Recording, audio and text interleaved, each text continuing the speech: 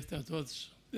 Estamos aqui a falar de um tema que eu, por acaso, estudei profundamente. O livro está editado e tem 900 páginas, sobre João Ferreira de Almeida e a sua Bíblia. Portanto, este é apenas um aspecto que eu vou dar aqui. Naturalmente, vou falar propriamente de João Ferreira de Almeida, a não ser nesta perspectiva de que ele ajudou a lusofonia, já que o que nos interessa é relacionar esta Bíblia de João Ferreira de Almeida, como já foi dito aqui, que teve alguma influência na língua portuguesa, mas eu acho que foi muito pouca, na construção, diríamos, da língua aqui no nosso continente, porque esta lusofonia construiu-se no Oriente. Ou seja, a Bíblia de João Ferreira de Almeida foi feita exatamente em Ceilão, sul da Índia, e em Jacarta, na antiga Batávia, e também, naturalmente, aquelas zonas onde ele pregou o Evangelho, porque ele era calvinista, sob o domínio holandês. E então, neste sentido, ele é um construtor da lusofonia, mas no Oriente.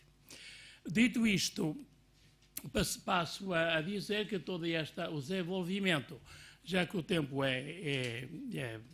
nos massacra continuamente, eu vou desenvolver o tema neste sentido: Almeida e os descobrimentos, Almeida e a presença de Portugal no Oriente, os testemunhos nacionais e estrangeiros da lusofonia, ou seja, da presença da língua portuguesa e, diríamos, da Portugalidade no Oriente, asiático sobretudo, e depois também os veículos e processos da lusofonia, como é que isto se construiu, e depois também, naturalmente, João Ferreira de Almeida e a sua Bíblia nestes espaços onde se constrói a lusofonia, depois o culto religioso calvinista português, nada menos que em Batávia, a capital holandesa no Oriente, do grande Império do Oriente, holandês.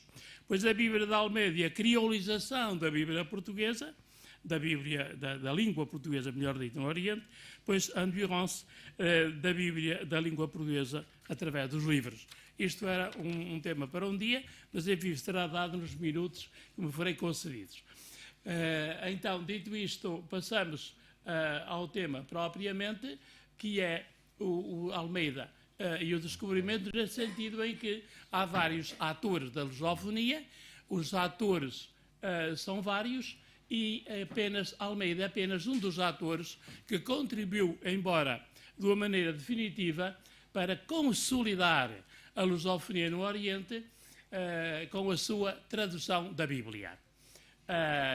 Os descobrimentos são, de facto, o contexto desta Bíblia, porque se ele escreveu e traduziu a Bíblia para português, é porque havia gente que falava português, e, portanto, os descobrimentos estão na origem desta Bíblia, se quisermos, como é evidente. Por outro lado, a Bíblia de Almeida consolidou a lusofonia no sentido em que lhe deu consistência, diríamos, de caráter não apenas religioso, mas também literário. Há aqui, portanto, uma relação de causa e efeito entre descobrimentos e a Bíblia de Almeida. Naturalmente, o segundo ponto são os testemunhos nacionais estrangeiros. Seria cansativo, eu tenho aqui alguns, mas isto é praticamente para ler.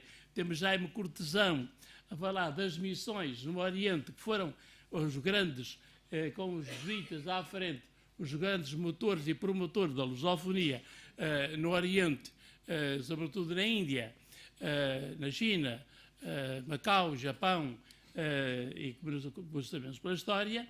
Portanto, temos outros temas. João Afonso de Albuquerque, em 1512, já fundou em Coxim uma escola portuguesa para as crianças, e sem crianças, com suas famosas cartilhas.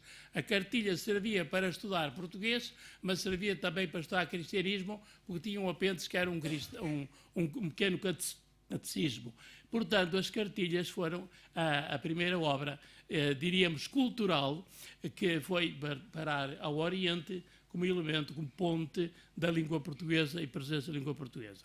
O português torna-se a língua ponte da evangelização no Oriente, portanto, entre o continente, o portuguesismo, a lusofonia do continente português e depois esses povos todos que viviam ali. Temos muitos testemunhos, como é, por exemplo, o padre Fernão de Oliveira, que não trabalhemos em língua estrangeira, mas aproveitemos a nossa, ou seja, a evangelização e toda a ação dos portugueses devia ser a língua portuguesa para deixarmos ali a presença o mais perpetuamente possível. O próprio imperador de Ceilão a dirigir-se aos holandeses em 1660 em português é um caso assim estranho, não é? Mas de qualquer maneira era a língua que ele conhecia melhor para poder falar com os holandeses que tinham tomado posse da ilha de Ceilão, como sabemos, não é? Pela história, já em 1660. Monsenhor Delgado, que é um grande senhor da bibliografia, da presença de Portugal no Oriente, ele era de Goa, foi vigário-geral da Diocese de Colombo, portanto, em Ceilão, e ele diz-nos que português se falava nestas línguas todas, vocês veem aí, na Índia, na Malásia, no Pegu, Ibramá, Ceilão, Tonquim, Cochinchina, Comborão, por aí era a grande língua internacional da altura, pelos vistos, até chegou a Meca, não? Então, quer dizer que estes testemunhos todos nos dão uma ideia da presença da língua portuguesa, da lusofonia, nessas zonas asiáticas, sobretudo, que é o terreno que eu me sejo aqui neste caso. Claro que São Francisco Xavier diz que os jesuítas que vão com ele e outros missionários devem aprender a falar português e só evangelizar em português, porque se eles não falarem português, os tradutores que havia lá na altura não compreenderiam o que eles estavam a dizer para traduzir para as línguas locais. Ou seja, os tradutores que havia lá no Oriente já estavam treinados para traduzir a língua portuguesa. Quer dizer que a sabiam bem para traduzir para a língua nacionais quando os missionários pregavam ou ensinavam nas diferentes comunidades. Portanto, os tradutores da língua nacionais são, diríamos, a melhor garantia de que o português já tinha uma certa consolidação. Um outro argumento, um testemunho interessante, é do Padre Tachar, que era o embaixador de Luís XIV, nada menos, no Reino de Sião, e que diz claramente que o português era a língua mais falada naquele país e no Oriente. E todos que iam para lá tinham naturalmente, ainda por cima, que pedir um passaporte à corte portuguesa em Lisboa, como foi o caso do Padre Tachar. Ou seja, para ir para o Oriente era preciso ter um passaporte português, não é? O que nos diz também da presença de Portugal. Depois, o próprio Maurício da Nassau, toda a gente sabe quem é, regente dos Países Baixos, entrega ao seu embaixador uma credencial em português para que ela apresente aos governadores e reis no Oriente, onde aparece. Quer dizer, os povos holandeses reconhecem que, mesmo depois de conquistarem grande parte do Império Português, a língua com que eles devem apresentar-se, com os credenciais que devem apresentar, tem que ser a língua portuguesa, porque de outra maneira o holandês não era sequer conhecido, ou tão conhecido. Os americanos, mesmo em 1833, imaginem-se, fazem um tratado com o Reino de Sião e tem que ser, foi em inglês e português, claro, porque era a língua que ainda se falava lá. Em 1687, o primeiro-ministro de Sião também escreve uma carta em português aos franceses, para se entenderem, entendem-se em português. Os que diziam Oriente, naturalmente, levavam os passaportes, e ainda em 1744 nós temos Alexandre Hamilton a confessar que, de facto, os portugueses deixaram ao longo das costas vestígios da sua cultura por onde passaram. Isto ainda quase no fim do século XVIII. Ainda no século XVIII, as memórias de um soldado da Índia diz que ainda hoje a nossa língua é o idioma vernáculo das classes médias nas principais cidades em Ceilão. Portanto, a língua portuguesa em 1877 ainda era a língua veicular, ou a língua da liturgia, e era também o próprio rosário, o terço que os católicos rezavam-no em português. O terço em português, a missa em português, isto, enfim, até ao fim do século XIX. E no século XX há qualquer coisa. Curiosamente, quando estive em Oxford a fazer umas pesquisas para o João Ferreira de Almeida, o meu superior lá do convento dos capuchinhos de Oxford era um capuchinho de Ceilão. muito interessante também isto, é um capuchinho vindo da ilha de Ceilão. Bom, quer dizer que isto significa que os portugueses deixaram lá, inclusive, enfim, algo que é próprio da nossa lusofonia e do nosso portuguesismo, também a religião cristã católica. Os veículos da lusofonia. Claro que são vários os veículos, ou seja, os meios de que foram utilizados para processar e para fixar a lusofonia, que foi, naturalmente, os políticos, naturalmente, mas fortemente trabalharam nisso, naturalmente, os missionários, porque eram aqueles que atingiam mais diretamente o povo na sua missionação, na sua catequese, etc. Levavam a língua, a cultura e a religião ao mesmo tempo. Os comerciantes, naturalmente, não podem ser esquecidos, porque os comerciantes, às vezes, chegavam antes dos missionários e também, naturalmente, falavam português e estabeleceram nas feitorias e pelos portos, onde podiam negociar, naturalmente, negociavam em português. Daí surgiu uma camada populacional chamada os portugueses pretos, isto já em Jacarta. E quem eram estes portugueses pretos? Era, naturalmente, gente de cor asiática, gente um bocadinho escura, de tez escura, que falava português. Normalmente tinham sido portugueses ou até católicos e falavam a língua portuguesa, mas tinham sido depois, naturalmente, quando os estrangeiros foram apanhados pelos holandeses, esses foram feitos calvinistas e foram trabalhar para Jacarta. E uma boa parte do exército também do holandês no Oriente era feito com esses portugueses pretos, para os quais, reparem, Almeida escreveu a sua Bíblia. Almeida não escreveu a sua Bíblia para Portugal, para a língua portuguesa de Portugal continental. Fez para os portugueses pretos, ou seja, para aquela gente que falava português e que nunca tinha visto Portugal, mas conheciam Portugal para o tal fenómeno da lusofonia. Era por aí que eles também estavam ligados a nós. O próprio João de Barros também dá o mote dizendo e animando, de facto, a que a língua portuguesa era falada desde até além do Ganges, não é, pelos etiópios e os persianos e tanta gente que falava o português. O próprio João de Barros na sua gramática da língua portuguesa.